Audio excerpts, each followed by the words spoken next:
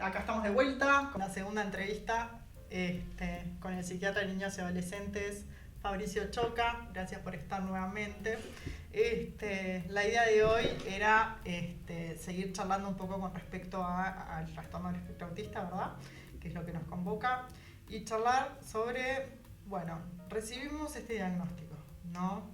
Entre comillas, porque sabemos que cuando son chicos nos dicen que es un diagnóstico escrito con lápiz, que puede ser modificado, que puede ser borrado, que va a ir avanzando el niño y lo van a seguir observando, pero bueno, nos dijeron que el chico tiene conductas de desvío y que tiene un TEA. Salimos de esa consulta y muchas veces no sabemos para dónde arrancar, muchas veces no sabemos lo que es el TEA. ¿Podemos empezar por ahí? ¿Qué quiere decir TEA? Bueno, como la palabra lo dice, es un trastorno que de alguna manera está interfiriendo en el potencial que el niño tiene en algunas áreas de su desarrollo. Como hablábamos hace un ratito, nosotros evidenciamos ciertas áreas o ciertos islotes de deficiencia y ciertos islotes de fortaleza. Entonces es importante poder realizar algunas evaluaciones que son complementarias en estas áreas en las cuales nosotros vemos, ya sea el área fonoaudiológica, el área psicomotriz, el área social, y eventualmente con estas evaluaciones saber un poco desde dónde partimos y tratar de empezar a estimular mediante los abordajes de esas áreas. A medida que vamos viendo el paciente, podemos ir de alguna manera viendo la oportunidad y la pertinencia de indicar ya sea un abordaje específico fonoaudiológico, un abordaje en el área psicomotriz, un abordaje en el área terapéutica, que es muy importante, un abordaje en el área de la parte de terapia ocupacional también, en algunos niños más grandes el área pedagógica. Son todas áreas que se van como de alguna manera fortaleciendo con los abordajes. Estos abordajes pueden ser a veces de forma individual y a veces algunos pueden ser en forma grupal o compartida. Ahí no hablo de 8 niños, hablo de 2, 3 niños y el técnico tiene que ir cuidando las combinaciones que se hacen. Nosotros sabemos que los niños que tienen el trastorno con el espectro autista tienen ciertas comorbilidades. ¿Qué quiere decir eso? Que, como hablábamos también hace un ratito, hay algunos niños que tienen a nivel intelectual quizás algunas dificultades o algún nivel de retardo. También sabemos que estos niños tienen mayor o más riesgo de tener otras enfermedades, como por ejemplo epilepsias, a nivel gastrointestinal. Algunos también plantean que son alergias alimenticias. Estos niños también tienen mayor riesgo o en estos niños hay mayor prevalencia de estas afecciones, por lo cual lo que tenemos que ir en la medida que vamos conociendo al niño, a la familia, vamos a instrumentarlo de creerlo pertinente, algunas interconsultas, ya sea con el neuropediatra, en el caso de que quien estemos un poquito como recibiendo al niño somos nosotros, el gastroenterólogo, eventualmente los dermatólogos, los médicos alergistas, que nos van a ir dando desde su especialidad también una mirada un poquito más fina, y eventualmente ciertos abordajes para poder de forma interdisciplinaria darle a este niño todo lo que necesita. Y desde la perspectiva de tratamientos, ¿no? Uno sale de ahí, primero, ¿dónde podemos buscar información sobre el TEA? ¿No? ¿Dónde podemos leer información sobre el TEA sin que sea el ciberespacio, ¿no? El amigo Google que nos dé la información, que a veces es peligroso meterse ahí, poner TEA y empezar a leer? ¿Dónde recomendarías que leamos? Sí, a mí me parece bien importante establecer un vínculo de confianza con el equipo tratante. Y que sea el equipo quien pueda eventualmente recomendar o asesorar. Y después, otra cosa que a mí me parece sumamente importante para los papás son las asociaciones de padres, las organizaciones que hay. porque es sumamente estimulante ver el relato de un papá que podía plantear que había un niño que tenía ciertas dificultades y que con el tratamiento se fueron mejorando, o también sentir que no somos, en el caso de cuando uno se pone en el lugar de los papás, de que no sos el único que te pasa, de que otros papás que le pasaron eso, y que también cuando vos planteas una interrogante siempre hay alguien que le pasó algo muy parecido o similar y que también te puede como orientar. Eso me parece que, digo, cuando nosotros abordamos el niño con TEA, tenemos que, obviamente, sería un error dejarlo aislado de lo que es el grupo familiar. También nosotros debemos mantener contacto con las instituciones educativas, pensando en estrategias, pudiendo también muchas veces informar de algunas características del niño y de alguna manera pensar en adecuaciones, inclusiones, elaboración de estrategias para poder llegar a este techo o al máximo potencial del niño. Eso es como sumamente importante. El intercambio entre los técnicos y de los técnicos con los padres y las diferentes instituciones educativas es sumamente necesario. Y los grupos de padres son fundamentales. Sin duda, porque me parece que te dan un apoyo desde un lugar de igualdad. Absoluto. Y solo un padre con TEA entiende a otro padre con TEA. Porque ni siquiera un padre que tiene un chico con otro tipo de discapacidad tiene la capacidad de entender lo que vivimos los papás de niños con TEA. Charlemos sobre esa pregunta que nos puede atormentar en cuanto a qué pude haber hecho mal durante el embarazo o qué le generó a mi hijo el TEA. ¿Los chicos nacen con TEA? ¿Se crea el TEA en los primeros años? ¿Cómo es eso? Bien, porque no es como el síndrome de Down que tiene una afección genética, ¿no? Que sabemos que podemos analizarlo, no sé si se puede o no. En algunos casos sí. Lo que sí sabemos que es una enfermedad del neurodesarrollo.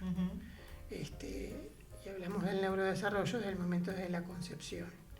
Entonces, si bien en algunos casos se puede, por ejemplo, en el caso del síndrome de equifrágil, se puede diagnosticar, identificar desde el punto de vista genético una afección que desde el punto de vista clínico se expresa como un trastorno del espectro, en algunos de los casos no es tan fácil identificar esto. Sí, en esos casos, por ejemplo, es importante la interconsulta con genetistas, sobre todo para hacer un consejo genético a estos papás que muchas veces se van a plantear tener un otro hijo, ¿verdad? Hay algunas causas que están identificadas y hay otros que quedan un poco en el terreno de una alteración de lo que es el neurodesarrollo. Creo que no podemos hablar ni de culpa ni de responsabilidades, no es una cosa que uno pueda elegir, entonces lo que sí podemos elegir es cómo enfrentar esto y cómo poder ir realizando los abordajes y cómo ir de alguna manera pudiendo evolucionar junto al niño desde el lugar de los padres. Estos niños, como todos los niños, necesitan papás disponibles, abiertos, ávidos, de poder ayudar en que su hijo tenga un crecimiento y un desarrollo normal. Bien. ¿Qué pasa a los hermanos de los chicos con TEA? Aprovechamos que sos psiquiatra infantil y no solo dedicado al área del TEA, ¿no? No estaba dentro de las preguntas.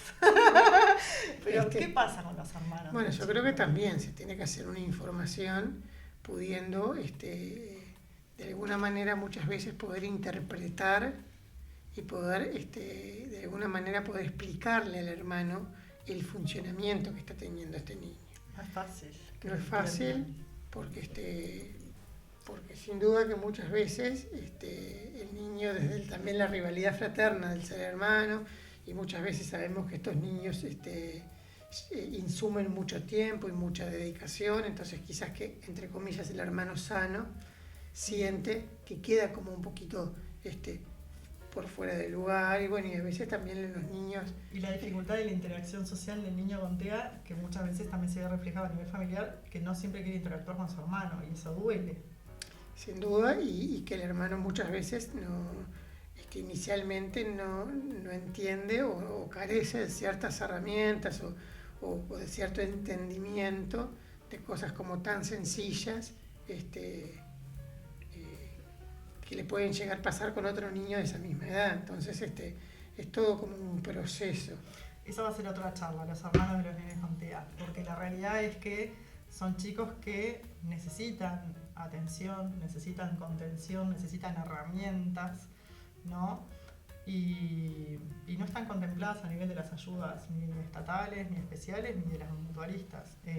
No, creo que sí, obviamente desde lo que es el espacio de la consulta psiquiátrica, con toda la parte psicoeducativa, la parte de detección temprana, de alguna manera prevención, tratamos de poder como ir incorporando, y a veces de los espacios terapéuticos también. Hay algunos terapeutas que muchas veces incorporan a algunos de los hermanos en algunas instancias, también como para poder sacar información y como para poder ayudar a que el hermano pueda entender un poquito la situación. Entender y aprender a vincularse, ¿no? Que muchas veces requiere de un terapeuta que intermedie y que le enseñe al hermano neurotípico a comunicarse con su hermano con TEA, ¿no?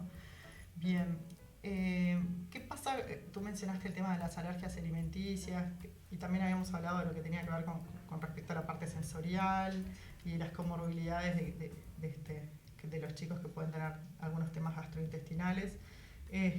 Contame un poquito ahí. Bien, ahí tenemos como dos líneas, o dos grandes líneas quizás. Por un lado, pensar en algunas teorías desde los mecanismos más neuroinflamatorios que tienen que ver con el proceso o con la metabolización de ciertos alimentos. Aprovechamos que Fabricio es un médico certificado por el INCA y que bueno, que nos puede hablar con un poquito de propiedad con respecto a esto, ¿no? Porque está también el tema de las dietas de los chicos con TEA, las restricciones del gluten, del azúcar. Bien, por un lado es eso, es un poco bueno el metabolismo que cada uno de nosotros tenemos frente a algunos de los alimentos y todos los mecanismos neuroinflamatorios que eso genera. Eso como por un lado, que tiene que ver un poco con esto de eventualmente poder probar, hacer dietas con restricción, ya sea de carbohidratos, de azúcares, carbohidratos y azúcares, o lo que pueden ser lácteos, o lo que puede ser el gluten del trigo. Eso como por un lado. Por otro lado está dentro de las otras características de lo que puede ser la parte más desde lo sensorial y también desde la parte de lo que pueden ser los intereses más repetitivos y estereotipados, lo que son las selectividades en cuanto a la alimentación, que muchas veces el niño hay algún alimento de algún color específico que no come, ya sea hojas verdes o cosas verdes o algo rojo o amarillo, quizás que son las cosas más. O a veces también lo vemos con respecto a ciertas consistencias, que hay consistencias más pastosas o más líquidas o más duras que el niño tolera o no tolera. Esas son varias de las cosas que nosotros vemos frecuentemente con la alimentación. Y ahí bueno, hay que empezar a hacer un poco de artilugios como para poder ir incorporando los diferentes alimentos. Sí, con respecto a las dietas, es bueno siempre poder asesorarse. Sí, asesorarse y poder. Poder. El manotazo abogado del padre que recibe el diagnóstico tiende a hacer de todo, ¿no? Exacto, entonces digo, es importante poder asesorarse y poder de a poco ir, quizás uno en la casa puede ir diciendo, bueno, vamos a tratar de restringir los lácteos y ocuparnos por un tiempo de los lácteos y ver. Siempre con el asesoramiento de un médico, de un nutricionista, de un gastroenterólogo. Si bien también ¿qué podemos esperar ante quitarle algún grupo de alimentos al niño? Habitualmente lo que se recomienda es quitar un grupo de alimentos por determinado tiempo. Sabemos que la mucosa intestinal se regenera habitualmente en 21 días, por lo cual si yo durante 3-4 semanas dejo de ingerir, estaría con una mucosa intestinal que a la 4ª o 5ª semana, cuando yo lo vuelvo a exponer, por ejemplo, de los lácteos, si veo que el niño no cambia nada en su funcionar, quiere decir que el niño posee ciertos mecanismos o herramientas o enzimas y demás como para metabolizar de forma adecuada. Y Sí. se puede transformar en conductas, la mala metabolización de algunos alimentos a nivel conductual. ¿Qué cambios podemos llegar a ver en un niño?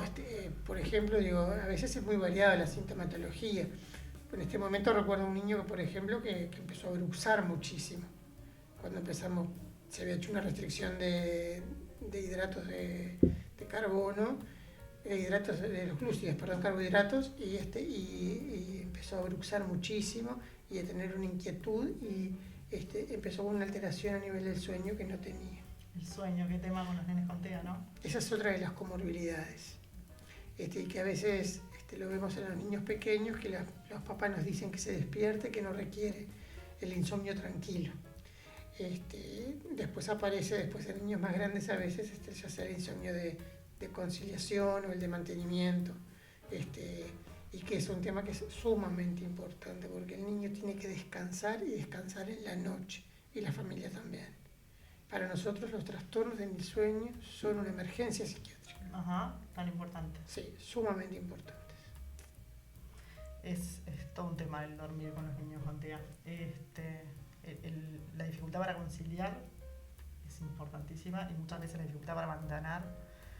Y ahí está el miedo de los padres a veces de tener que acudir a algún psicofármaco o algún tipo de pastilla, que a veces no siempre son psicofármacos que ayudan a inducir el sueño. Pero está bueno esto que decís vos de lo fundamental del sueño, ¿no? De que el niño... Claro, la actividad del sueño es una actividad muy reparadora. El sueño y el sueño nocturno es una actividad muy reparadora. Es como, de alguna manera... Condiciona todo. Exactamente. Nos pasa a los adultos. El que no duerme bien al otro día es más difícil trabajar, es más difícil enfrentarte a tareas, hasta vincularse con la gente. Digo, si tú dormís bien, si tú estás bien alimentado, cualquier proceso que tengas que hacer el otro día seguramente va a ser más fácil. Sí, doy fe que Fabricio trabaja mucho en ayudar a inducir el sueño y mantener el sueño sin la necesidad de un fármaco, ¿verdad? Sí, todo lo que nosotros llamamos la higiene del sueño. Digo, más allá de que el psiquiatra no siempre te lleva por ese camino. Las medidas psicoeducativas que tienen que ver con lo que es el buen dormir. Yo a veces le digo a las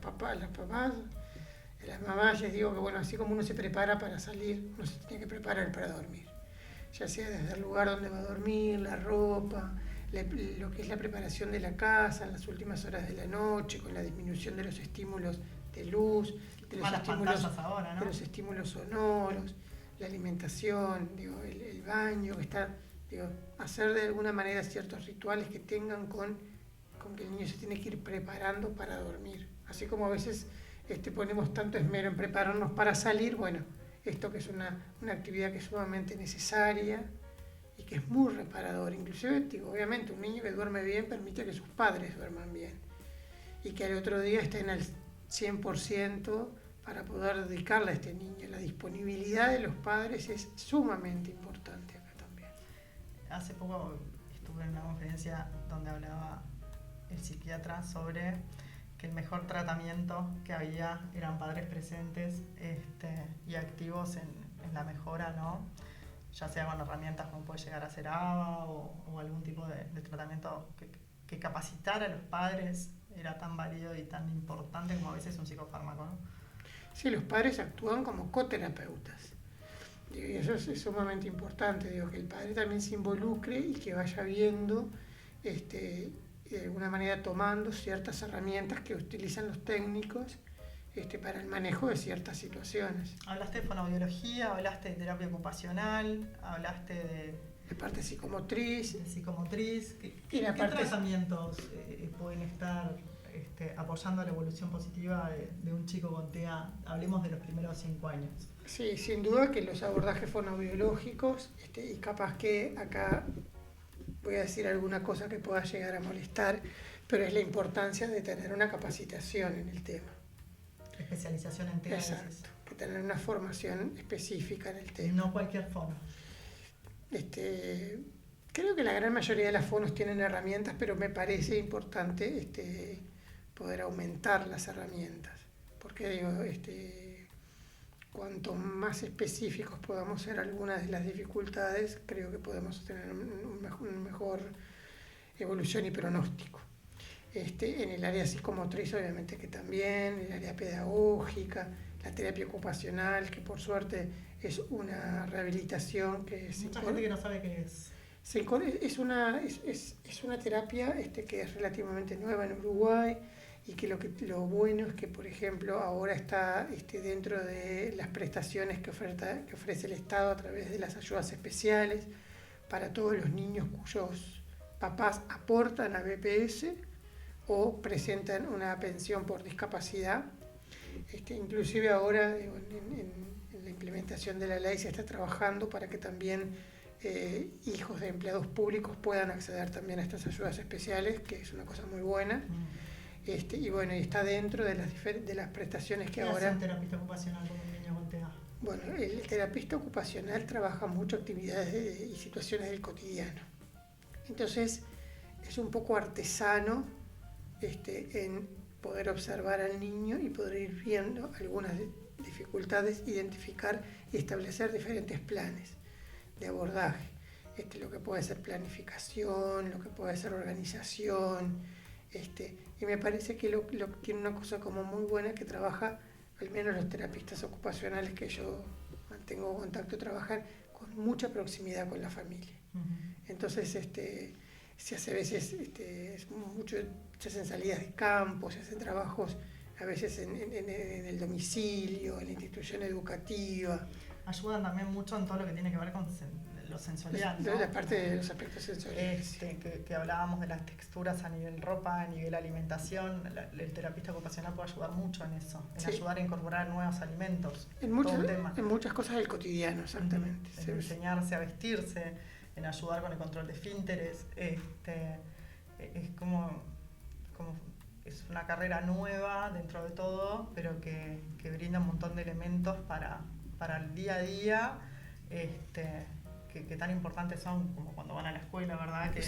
Que acortan esa brecha entre el neurotípico y el niño con TEA. Sí, no nombramos el rol del acompañante terapéutico, que también es estaba por acá, sí. Bien, que ese también es ¿el acompañante terapéutico en aula o el acompañante terapéutico en la bueno, yo diría el acompañante terapéutico ya sea en aula o en actividades del cotidiano, ¿verdad?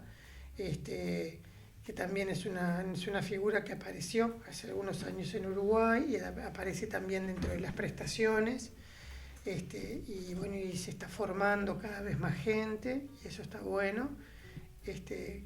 La gran mayoría de estos acompañantes terapéuticos trabajan en áreas más globales del niño y algunos tienen un poquito de más especificidad y trabajan en la parte pedagógica también. ¿Qué rol cumple un acompañante terapéutico en un jardín de infantes con un niño? ¿Por qué necesita un niño con TEA un acompañante? A mí me parece que ahí tenemos que poder pensar a veces en que el niño con TEA muchas veces necesita cierta apuntalamiento o cierta monitorización que quizás en una clase donde hay varios niños, a la maestra se le hace un poco difícil. Primero porque a veces niños pequeños necesitan, las clases de por sí ya tienen a veces la maestra y tienen el auxiliar, pero bueno, el objetivo es que el niño que el acompañante terapéutico sirve muchas veces de nexo entre lo que es el niño y lo que está transcurriendo en ese momento. Entonces, no es un ayudante de la maestra, colabora, pero colabora desde un lugar de apuntalar al niño. Apuntalar al niño en adquirir destrezas, ya sí, sea... en habilitarlo. Creo que la palabra es mejor decir habilitarlo a rehabilitarlo, porque creo que la gran mayoría de las veces es habilitarlos y ayudarlos a encontrar un camino para acceder a lo que se está impartiendo como aprendizaje, ¿no? Y no solo lo que está diciendo la maestra, sino hasta la vinculación con el compañero, la socialización. Lo importante de ese rol, de ese acompañamiento terapéutico en los recreos, ¿no? El enseñar al niño con TEA a acercarse a otro compañero. Hay algo que a mí me sorprendió mucho, fue cuando recibí el diagnóstico, eso de que los chicos con TEA carecen de sentido común muchas veces y que no entienden los chistes o las moralejas o el doble sentido, ¿no? Que uno lo tiene tan incorporado y tan naturalizado. Entonces, cómo estas figuras también ayudan en todo eso, ¿no? En el momento que vos le decís a un niño con TEA, vamos a jugar al fútbol, que hay que explicarle el paso a paso, ¿no? ¿Qué es el fútbol? ¿A dónde hay que poner la pelota? ¿Cómo se patea? ¿Hacia dónde se patea? Que otro niño capaz que ya lo tiene más interiorizado, ¿no? Pero bueno, y después el enseñar a jugar con otros chicos, el generarle la iniciativa de querer acercarse a otros chicos, porque ellos en realidad son re felices jugando en su mundo paralelo. El interés de lo compartido. Son todos los chicos distintos, los chicos con TEA, ¿no? Pero... Y a su vez también lo contextuado de la situación, lo pragmático, que a veces uno ve que, claro, que cuesta como encontrar la conducta, la respuesta más asertiva. Yo juego un poco a veces con el tema de decir, en clase se dan las clases para chicos que vienen con Windows y los chicos con TEA vienen con Linux, ¿no? Juego un poco con eso. Entonces, qué importante es tener un acompañante que nos pueda traducir al idioma a los chicos las consignas para que las pueda seguir. ¿Por qué hacemos un poco hincapié en esto? Porque la figura del acompañante terapéutico muchas veces es tomada como un peso, ¿no? En cuanto a que es un adulto más dentro del aula, que es como un bastón o una sombra del chico incluido, y es tan importante y es tan positiva la figura del acompañamiento terapéutico en muchos chicos que no debemos desestimarla, ¿no? Y es importante que la formación de los mismos también. A mí me parece que por suerte se ha podido como ir introduciendo los acompañantes, y en la gran mayoría de los casos se los toma como buenos colaboradores. Claro, particularidades o experiencias feas hay siempre hay también, sí. Pero bueno, me parece que eso es lo bueno, y que un maestro que pueda trabajar en forma coordinada y complementaria es lo que necesita. Y ahí yo creo que ahí sí estaríamos pudiendo hablar de lo que es realmente el concepto de la palabra inclusión. Porque de alguna manera incluir, pensando que podemos hacer algún trabajo adaptado al niño, es quedarnos como bastante cortos, es un concepto bastante simple, me parece que es mucho más, es poder tratar de que el niño acceda a todo lo que se está enseñando, bueno, quizás buscando alguna herramienta, como el caso del acompañante, o algún tipo de material diferente, la parte de pictogramas o otras cosas, desde el área más pedagógica que ayude al acceso. ¿Qué pasa con las escuelas especiales, ya que estamos hablando de este tema? ¿Todo niño con TEA tendría que ir a una escuela especial? No. Sin duda que me parece que no es que el sistema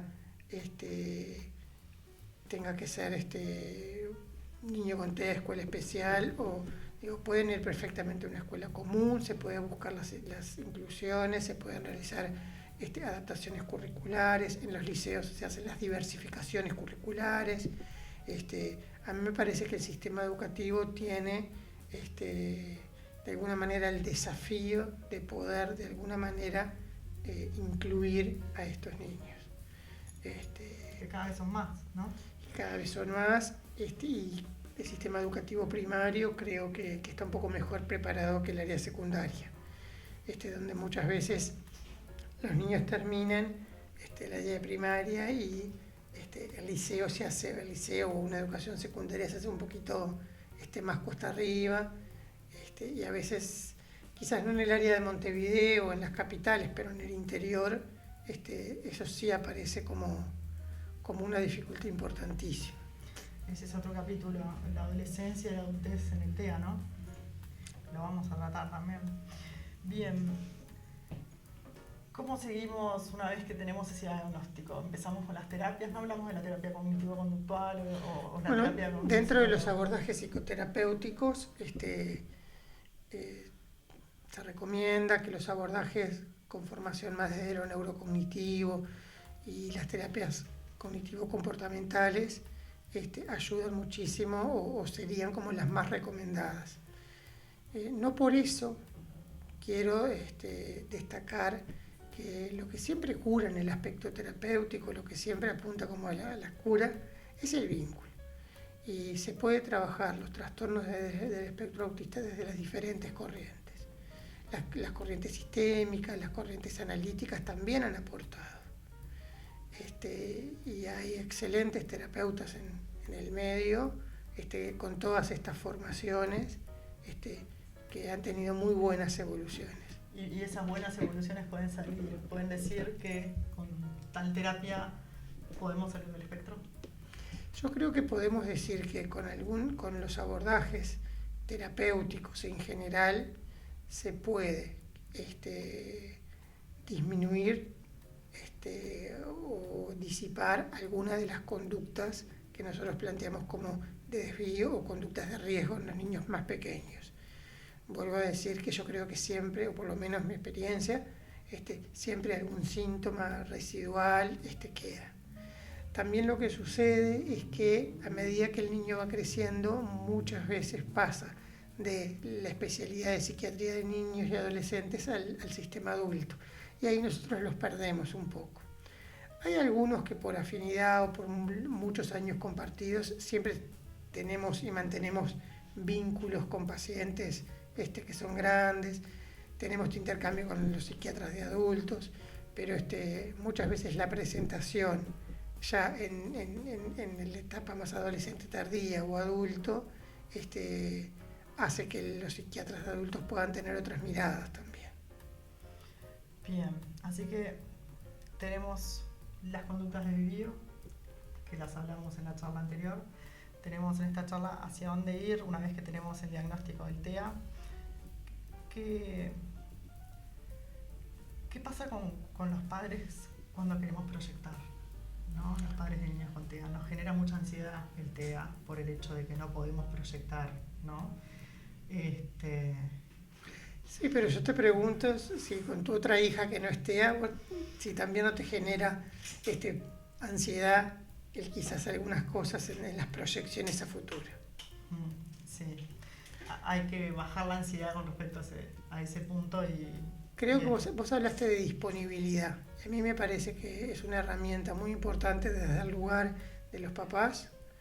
Me parece que desde el Estado también tiene que haber una proyección en cuanto a favorecer tratamientos, el acceso a los mismos. Desde la parte educativa tiene que haber un compromiso en poder generarse ciertos dispositivos que permitan las verdaderas inclusiones. Y desde la salud también, obviamente, tiene que haber un trabajo multidisciplinario que pueda apuntar a un desarrollo lo más cercano al estadio de sano en todas las áreas. Los papás pasamos por muchos estados una vez que recibimos este diagnóstico, ¿no? Sí. No siempre es fácil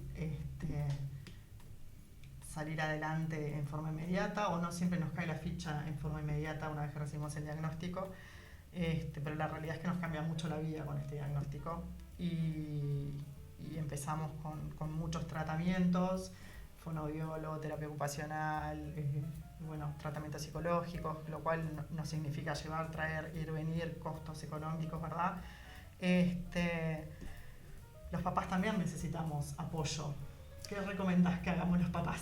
Además de juntarnos entre nosotros y hacer terapia, ¿verdad? Pero somos sí, como la base que tenemos que estar bien. Creo que es bueno poder, como hablamos, las organizaciones nos dan una contención desde el igual. Eso es como importante. Y eventualmente sí, muchos papás tienen que ser derivados a espacios personales para poder trabajar más allá de nuestra consulta, pero espacios más, que pueden ser consultas psiquiátricas, consultas con psicoterapeuta, para poder trabajar aspectos que tienen que ver con la aceptación o, entre comillas, con la pérdida de un hijo sano. Y también ese gran duelo que se habla. Y también yo creo que también hay que aprender a que ese niño también va a poder traer muchísimas satisfacciones a los papás. Entonces, capaz que en ese primer momento se ven más las dificultades o los obstáculos que pueden aparecer, las incertidumbres, pero me parece que en la medida en que se va como aceptando y vamos pudiendo de alguna manera empezar a hacer las cosas, la misma evolución también de a poquito va como retomando o dando cierta tranquilidad. Yo creo que la mirada de la sociedad es diferente a un chico con síndrome de Down que a un chico con TEA. Y me parece que el hecho de que el chico con síndrome de Down tenga rasgos físicos influye en que uno ya más o menos puede inferir con qué características se puede llegar a encontrar. Pero muchas veces nos pasa a los papás de niños con TEA que no tienen rasgos físicos que identifiquen al niño con un TEA y estamos en algún centro público, en algún supermercado, en algún shopping y comienza una crisis sensorial. Lo primero que yo siento son las miradas de los padres juzgando y diciendo este chico es un malcriado, o este chico está haciendo un berrinche, qué papelón, pobre madre, o yo lo levanto y lo agarro y lo... Qué importante es tener información y saber que ese niño puede estar teniendo una crisis sensorial por un sonido, por una textura, por un olor, ¿no? Y no prejuzgar.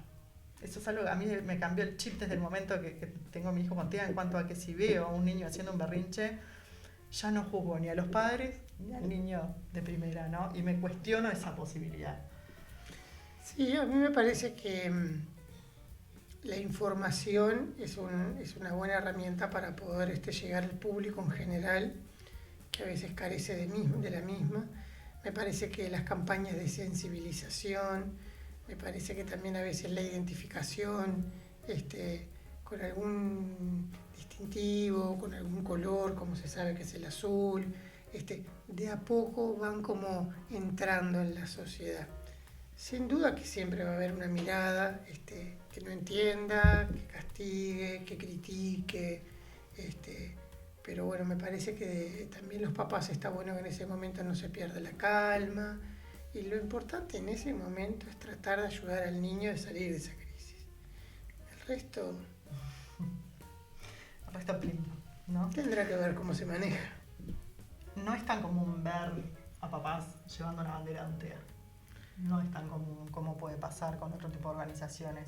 Y creo que tiene que ver con el estigma o con el miedo de uno de colocarle ese sello de TEA y que el niño después pueda llevar una vida casi que normal a los ojos del resto, ¿verdad? ¿Por qué ese miedo a ese TEA? Porque creo que se conoce poco y porque creo que antes lo que se conocía sobre el TEA era el chico que quedaba mirando, colgado, que no tenía interacción, que también pueden ser casos de TEA, ¿verdad? Pero que no es la población en general del trastorno. Yo creo que también los conceptos y las clasificaciones han ido cambiando. Si yo me remonto a los inicios, se planteaba de psicosis precoz, después pasó a llamarse el autismo descrito por Kanner, el trastorno profundo del desarrollo, trastorno generalizado, el trastorno autista, hasta que aparece el trastorno del espectro. Creo que eso también ha ido como ampliando las miradas y ha hecho que quizás que en diagnósticos que se hacían hace muchos años, hoy se afine un poquito el lápiz y podamos discriminar que capaz que antes había algunas otras cosas que caían en esos diagnósticos y no lo eran. Las clasificaciones se han ido cambiando, se han ido como teniendo pequeñas variaciones, pero también me parece que la visibilidad de a poquitito, el hecho de tener también un día en el calendario, tener una identificación con el color azul, de alguna manera el mes de abril, donde muchos organismos públicos también aceptan un compromiso y toman como participación social, iluminar las fachadas con azul o ciertas cosas. Me parece que poco a poco también es una forma de dar a conocer y de informar a la gente. Cuando la gente está informada, me parece que todo resulta un poquito más fácil. Sí que es difícil pedirte, pero, por ejemplo, ¿no? Para cerrar, ¿cómo puede identificar a alguien de afuera un niño con TEA? No digo a simple vista, ¿no? Pero bueno, como te decía, en un centro comercial, me pasó mucho que ahora con el tema de la pandemia, muchos guardias no me dejan pasar porque mi hijo no utiliza barbijo, ¿no? Y he tenido que ir con tu certificado explicando que el chico tiene TEA y que por temas sensoriales no soporta el barbijo colocado. ¿Cómo podemos ayudar para que estos guardias o para que estos padres que nos miran con cara rara puedan identificar que este niño puede llegar a tener un TEA? ¿Qué conductas puntuales podemos identificar que digamos este chico puede tener un TEA o tiene un TEA? Me parece que quizás a veces estaríamos como pidiendo muchísimo, pidiendo como una comprensión global de la sociedad. Es muy ambicioso pedir que creo, no te paren y que no creo que me parece una cosa importante es obviamente que la información me parece que es la herramienta que tenemos que manejar. Y a pesar de que pueda haber a veces información, la censura igual va a estar. Entonces sí me parece importante y esto de a veces poder disponer de algún certificado, capaz quizás eso es una tarea para las organizaciones de papás. Es violento tener que llegar a ese momento como papá de tener que mostrar un certificado para que te dejen pasar a un lugar porque tu hijo no llevaba registro. Sí, es violento, pero bueno, capaz que a veces como tan fácil como poder decir, bueno, mirá, a mi hijo le pasa esto, tengo un certificado, lo podés ver.